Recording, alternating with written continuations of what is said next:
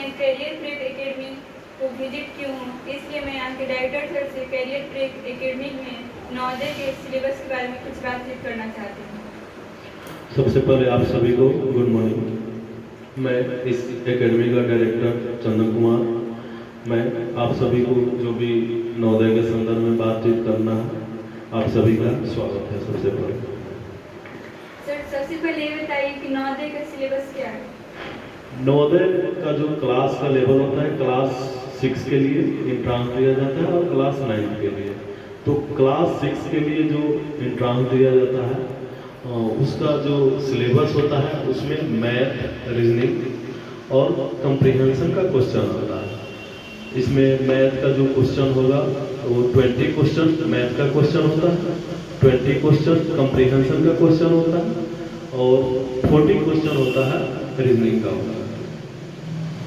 Sir, question की संख्या कितना होता है इसमें? टोटल क्वेश्चन की संख्या 20 और प्लस 40 यानी टोटल क्वेश्चन हो गया 80 क्वेश्चन होता है। और इसका टाइम का ड्यूरेशन कितना होता है? टाइम 2 आवर्स होता है और जो इसका मार्क्स होता है, टोटल मार्क्स होता है 100 नंबर का। नवोदय के एग्जाम का फॉर्म फिल करने का डेट कब तक आता है? नवोदय के जो फॉर्म एग्जाम का लगभग संभावित तिथि होता है सितंबर अक्टूबर में आता है। इसको फॉर्म आप लोग फिल कर सकते हैं। जो स्टूडेंट क्लास 5 में होगा गवर्नमेंट स्कूल में उसको होना चाहिए, उसका एडमिशन होना चाहिए और according to new government rule कम से कम किसी भी स्टूडेंट को क्लास 3, क्लास 4 और क्लास 5 उसी स्कूल में पढ़े होना चाहिए जिस गवर्नमेंट स्कूल में अभी उसका क्लास 5 में उसका नाम है। तो वही स्टूडेंट नवोदय का फॉर्म फिल कर सकता है। ये सितंबर अक्टूबर में आता है।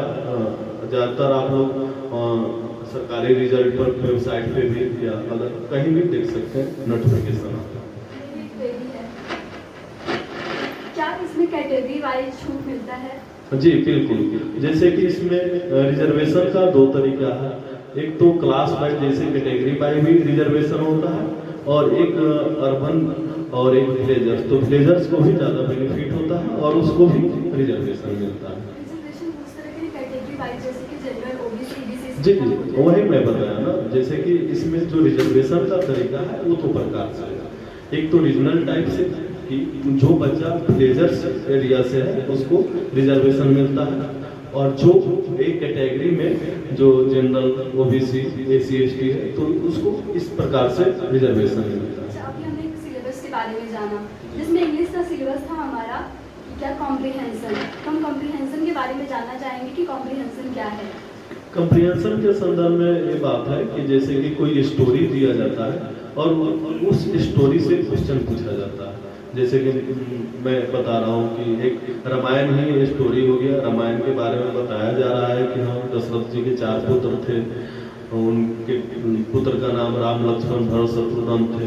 फिर राम बन गए और बन जाने के पश्चात रावण ने सीता हरण किया, फिर राम ने रावण को मारा। तो ऐसे जो कहानी है उसके बाद से इस कहानी से क्वेश्चन आता है और इस क्वेश्चन में आ सकता है कि दशरथ जी के कितने पुत्र थे, रावण को किसने मारा, मेघनाथ को किसने मारा, इस टाइप से क्वेश्चन आता है।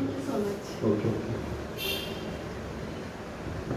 सर, मेरा अगला क्वेश्चन है कि नवोदय के एग्जाम का डेट कब तक संभावित होता है? नवोदय का जो एग्जाम होता है प्रत्येक साल कुछ ना कुछ चेंज होता है। जो स्टूडेंट है वो मैक्सिमम हो जा रहा है, इसलिए 2 फेज में एग्जाम लिया जा रहा है। पिछली बार की जो मैं बात करूं तो पिछली बार दिसंबर और जनवरी में एग्जाम हुआ। इस बार जनवरी 18 जनवरी को जो 2024 से 25 सेशन के फॉर्म भरा चुका है। तो इसका जो एग्ज़ाम है 18 जनवरी को एग्ज़ाम है और फिर 12 अप्रैल को एग्ज़ाम है। 2 फेज में एग्ज़ाम होगा। इस क्लास के बच्चे नवोदय के एग्जाम दे सकते हैं? जो क्लास 5 में है, अभी मैंने बताया था कि क्लास 5 के स्टूडेंट हैं वो नवोदय का एग्ज़ाम दे सकते हैं। फिर कुछ किसी कारणवश से टर्मिनेट किया जाता है या बच्चे खुद निकल जाते हैं तो इस टोटल बच्चे को काउंट करके और 9th लेवल का भी जो इंट्रांस होता है उस पर भी जो यानी जो जिसका एडमिशन गवर्नमेंट स्कूल में 8th क्लास में वो भी दे सकता है नवोदय का एग्जाम। उसका अलग सिलेबस होता है।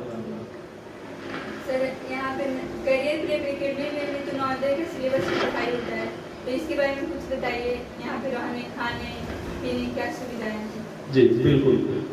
सबसे पहले तो कैरियर प्रेप एकेडमी या संस्थान मोतिहारी में चंदमारी, न्यू चंदमारी, जो MS कॉलेज और चिलवनिया रोड है उसी रोड में है। और यहाँ पे एकेडमी की क्लास और हॉस्टल एक ही कैंपस में है, कैंपस बड़ा है। और इसमें मतलब जैसे कि जो सब्जेक्ट वाइज क्लास भी चलता है और फिर कंपटीशन का क्लास, जो नवोदय के एंट्रांस हुआ या CHS का एंट्रांस हुआ उसका क्लास चलता है।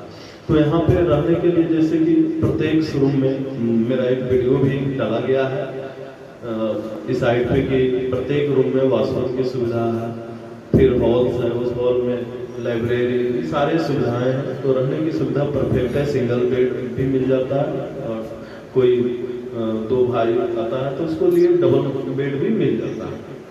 और ये जो हमारा एजुकेशन सिस्टम है, यहाँ पे हम लोगों ने कंप्यूटर आप देख सकते हो, लैब की सुविधा बिल्कुल है। और उसके बाद हम लोग टेक्नोलॉजी और विशेषकर NCERT पे फोकस कर रहे हैं, क्योंकि यहाँ पे सबसे बड़ी बात हो जाती है कि ग्रामीण क्षेत्र से जो आते हैं उनके पास रुपया भी कम होता है, तो इसलिए बड़े बड़े स्कूल उनको एक प्रकार से कह सकते हैं कि बुक के नाम पर या किसी के नाम पर लूटने का प्रयास करते हैं, उनसे ज़्यादा रुपया लेते हैं। तो हम लोगों ने वैसा नहीं किया है। बिल्कुल हम लोग का जो ड्रेस भी है, वाइट शर्ट ब्लू पैंट, जो कहीं भी मिल सकता है। और उसके बाद जो बुक है NCERT एकदम कम से कम रुपया में। और NCERT बुक तो आप जानते ही होंगे कि NCERT बुक से ही UPSC के क्वेश्चन पूछता है। तो और तो बात ही छोड़ दीजिए, क्योंकि UPSC वर्ल्ड में सेकेंड स्थान आता है। कंपटीशन का एग्जाम इतना फास्ट होता है, इतना भारी होता है। सर, यहाँ की रणनीति के बारे में बताइए। बच्चे की तैयारी कैसे होता है, कैसे चल रहा है अभी? हम लोग तो जैसे कि यहाँ पे सर भी मेरे साथ है और मेरे जो प्रिंसिपल है वो भी साथ है। तो हम लोग तो क्या करते हैं कि क्लास LKG से प्रयास करते हैं बच्चे को एक कंपटीशन के क्षेत्र में आए। और यहाँ का जो रूटीन बना है उस रूटीन से मैं भी प्रभावित हूँ। इसमें प्रिंसिपल साहिबा का योगदान बहुत ज़्यादा है, क्योंकि उन्होंने एक नया ट्रिक और नई स्किल्स के साथ शुरू किया कि असेंबली में कुछ GK क्यूज कंटेस्ट या डेली जो टीचर्स अपना कंसाइडर अपने बारे में कुछ बताएंगे या किसी भी टॉपिक पे चर्चा करेंगे, तो ये इम्पोर्टेंट है। उसके बाद में जो हम लोग का क्लास होता है, उस क्लास में हम लोग कोई भी टॉपिक को कंपटीशन के मद्देनजर, वो कंपटीशन या तो जनरल कंपटीशन हो या UPSC IAS मतलब या नवोदय, सारी चीज़ हम लोग मेंशन करते हैं। और विशेषकर नवोदय के लिए हम लोग अलग उसका बैच रखे हैं, स्पेशल बैच है जिसमें मैथ, रीजनिंग और कॉम्प्रिहेंशन एवरीडे चलता है 2 hour. Sir, special batch Navodaya के टाइम बताइए कि यहाँ नवोदय के बच्चों का क्या टाइम है? नवोदय के बैच का जो स्पेशल टाइम है 3 से 5 है, जो एवरीडे मैंने बताया कि रीजनिंग, मैथ और कॉम्प्रिहेंशन का क्लास चलता है।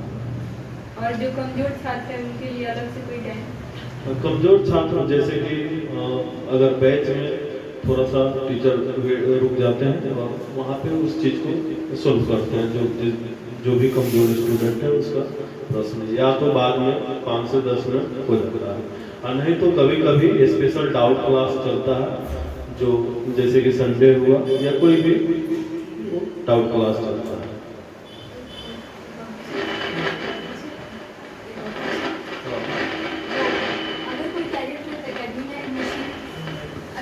कैरियर प्रेप एकेडमी में एडमिशन नहीं है, अगर बाहरी बच्चा है तो क्या वो तैयारी के लिए टाइम आ सकता है? जी बिल्कुल, मैं अभी बताया ना कि 3 से 5 जो हॉस्टल के अलावे भी स्टूडेंट है वो भी आते हैं। और अभी यहाँ पे 10 बच्चे हैं जो हॉस्टल के अलावे हैं जो आते हैं। टोटल इस बार 18 फॉर्म डाला गया है कैरियर प्रेप एकेडमी से। सर, एग्जाम के 2 मंथ पहले की बच्चों की रणनीति बताएं, कैसे तैयारी करते हैं? सबसे पहले तो हम लोग एग्जाम से 2 माह पहले, चूँकि सिलेबस समाप्त हो चुका होता है और एक बार ना यहाँ पे एकेडमी में 2-3 बार एग्जाम से 2 मंथ पहले समाप्त हो जाता है सिलेबस। तो हम लोग मैक्सिमम प्रयास करते हैं कि एवरीडे 2 प्रैक्टिस सेट चले और कम से कम 1 घंटा उसका एक्सप्रेशन चले। उस पूरे भी अगर किसी बच्चे को क्वेश्चन में प्रॉब्लम है या नहीं सोल्व हो पा रहा तो 1 घंटा का वो डाउट क्लास चलता है कि जो बच्चे को क्या कैसे मिस्टेक हुआ। क्योंकि नवोदय का जो एग्ज़ाम है अब सभी को पता होगा कि 100 में 100 मार्क्स लाना होता है, 98, 99 ऐसे कट ऑफ जाता है। तो इस अंदर में अभी भी हम लोग का प्रैक्टिस सेट चलता है और वो प्रैक्टिस सेट किसी बुक से नहीं होता है, जानकार हम लोग बुक सेट करते हैं और उसके बाद में उस प्रैक्टिस सेट से एग्जाम लिया जाता है। तो ऐसे में हम लोग रणनीति यही अपनाते हैं। और सबसे बड़ी बात है कि जो 2 माह का समय ही है, क्योंकि इसमें जितना ज़्यादा प्रैक्टिस करना ही बेहतर होगा। आपकी एकेडमी में कितने बच्चे का फॉर्म फिलअप हुआ है इस बार? इस बार टोटल जो एकेडमी में अभी रह रहे हैं हॉस्टल के बच्चे हैं 8 और बाहरी बच्चे हैं 18 टोटल बच्चे हैं जिसका फॉर्म फिल हुआ है। इस मतलब विभिन्न डिस्ट्रिक्ट से, जैसे कि अपने डिस्ट्रिक्ट जो पूर्वी चंपारण डिस्ट्रिक्ट है वहाँ पे तो पिपराकोठी नवोदय विद्यालय यहाँ से फॉर्म डलाया है। अब जिस डिस्ट्रिक्ट से वहाँ के उनके नवोदय विद्यालय में फॉर्म डलाया है। और बिहार में टोटल नवोदय विद्यालय जो हम लोग पता है 39 है और 38 डिस्ट्रिक्ट में 39 नवोदय विद्यालय है। ये स्ट्रक्चर क्या है? हमने फी स्ट्रक्चर एकदम मिनिमम रखा है। फी स्ट्रक्चर के बारे में अगर बात करें तो जो 3 क्लास से नीचे के स्टूडेंट हैं अगर वो हॉस्टल में रहते हैं, हॉस्टल की सुविधा लेते हैं तो उनको मात्र 4000 रुपया देना पड़ेगा। और जो 3 क्लास से ऊपर के बच्चे हैं उनका फी 4500 है इस सेशन भर, यानी 2024-25 सेशन या 2025-26 सेशन का फी मेरा इतना ही रहने वाला है। कोई अभी चेंजिंग करने वाले नहीं। अगर बाहरी बच्चे आते हैं तो उनका भी फी एकदम मिनिमम है। 3 क्लास से नीचे वही 400 से 500-600 के अप्रोक्स पड़ेगा।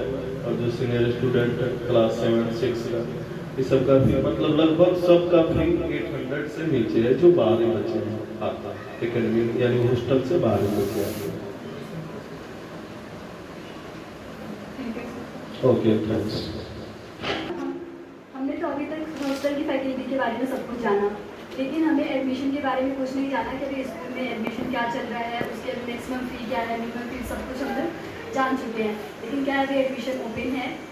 जी, जैसे कि ये हॉस्टल सुविधा देता है तो ग्रामीण क्षेत्र से ज़्यादा बच्चे यहाँ पे आते हैं तो वर्ष भर यहाँ पे एडमिशन ओपन रहता है। पूरे प्रत्येक साल एडमिशन ओपन रहता है। कोई भी बच्चे यहाँ पे आके रहकर पढ़ सकते हैं।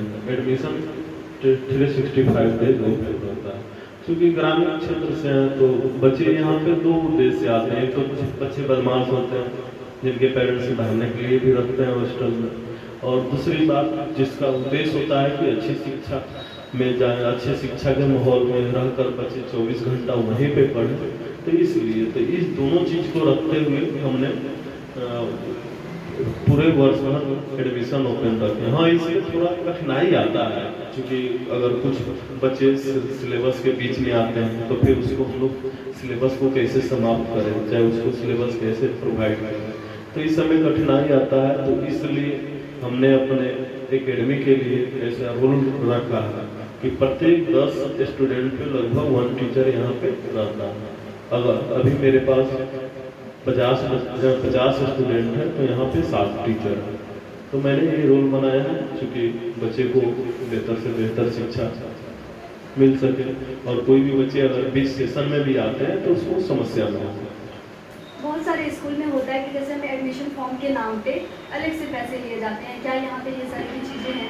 नहीं, अभी जो एडमिशन फॉर्म, क्योंकि मैं खुद एक किसी बड़े स्कूल के लिए तैयारी करवाता हूँ तो एडमिशन फी लेना अभी मेरे लिए तर्कसंगत नहीं है। बस रजिस्ट्रेशन चार्ज लगता है 500 रुपया, क्योंकि विभिन्न प्रकार के सुविधाएं देना होता है और पेपर वर्क होता है इसलिए। और एडमिशन फ्री है, एकदम बिल्कुल फ्री है, वो हमेशा फ्री रहेगा। बच्चों के साथ टीचर का व्यवहार के बारे में कुछ बताएंगे? और बच्चे के साथ टीचर एकदम कोऑपरेटिव व्यवहार रखते हैं। यहाँ पे मतलब हमारे एकेडमी में अधिकतर लेडी टीचर हैं जिनके जो अपने बच्चों को एकदम भाई बहन या ऐसे मित्रवत और प्रेमल व्यवहार रख के बच्चे को सिखाते हैं। इस प्रकार से तो बच्चे अभी मेरे LKG के बच्चे को अगर हम बुलाएं तो वो भी 7 कॉन्टिनेंट्स, प्लैनेट्स, ग्रह के नाम ये सभी बता देंगे। तो ये तो निर्वाह याद तो करवाया नहीं जा सकता, इसलिए मित्रवत व्यवहार। Thank you so much sir.